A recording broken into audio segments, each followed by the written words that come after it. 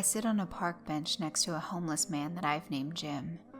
For all intents and purposes, this is Jim's bench.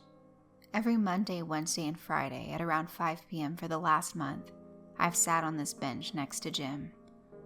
I've come to see Ashley Finn run her 2 miles around a paved track with her friend Sarah. After their run, the two always head to the frozen yogurt shop about a block away. They chit-chat for a while before each leaves to their respective homes. I always follow Ashley to her house where Wait, there's that word again. Rules. You ever have one of those days when a certain word or phrase just keeps popping up? Jim always has his radio tuned into the local news station, and today is no different. The reporter is interviewing a criminal psychologist about the rapes and murders of some 8 local college girls that are believed to be the work of the Bad Wolf Stalker. Bad Wolf Stalker, really? Where do they come up with these names? Anyway, the psychologist is profiling the killer and his methods. The suspect, he says, usually stalks his victims for weeks before attacking them. This is definitely one of the rules for this type of criminal, he adds. Rules. Just this morning, my mentor reminded me of my rules and the consequences for not following them. Before I started following Ashley, my mentor gave me 2 rules about this. Well, let's call it a task I've taken on. First rule, always know as much as possible about the person you're watching. That was easy. Ashley Finn was 20 years old, only child, was raised by her grandmother. Mother died during childbirth, and her father, a cop, was killed in the line of duty by some crazed drug dealer a week before her birth.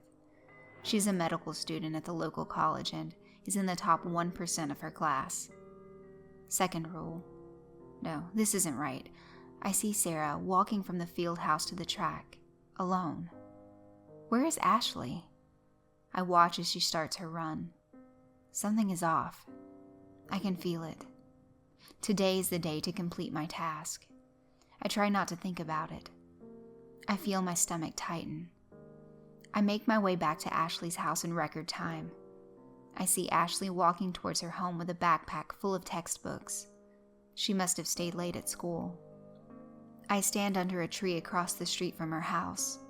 I notice the upstairs bedroom light turn off as soon as Ashley closes the front door. There's someone else in her house.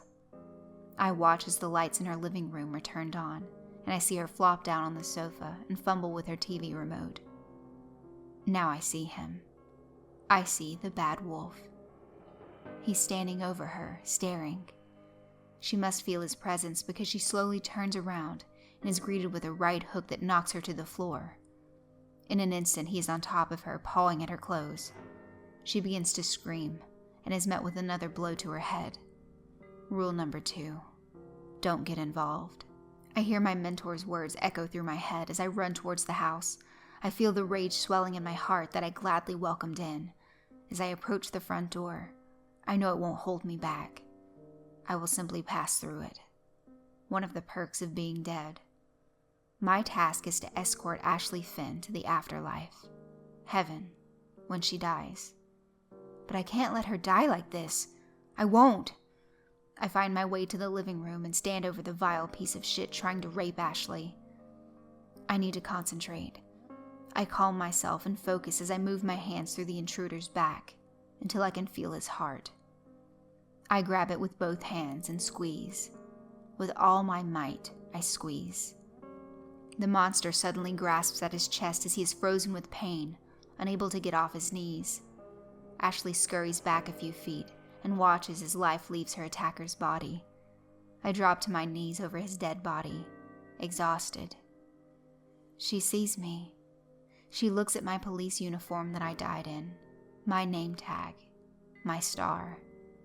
Then she stares into my eyes and says the one word that will get me past any and all consequences for breaking the rules.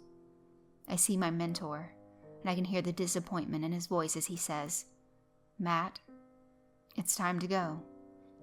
As we leave the house, he turns to me and asks, "What did she say to you?" I smile and say, "Daddy."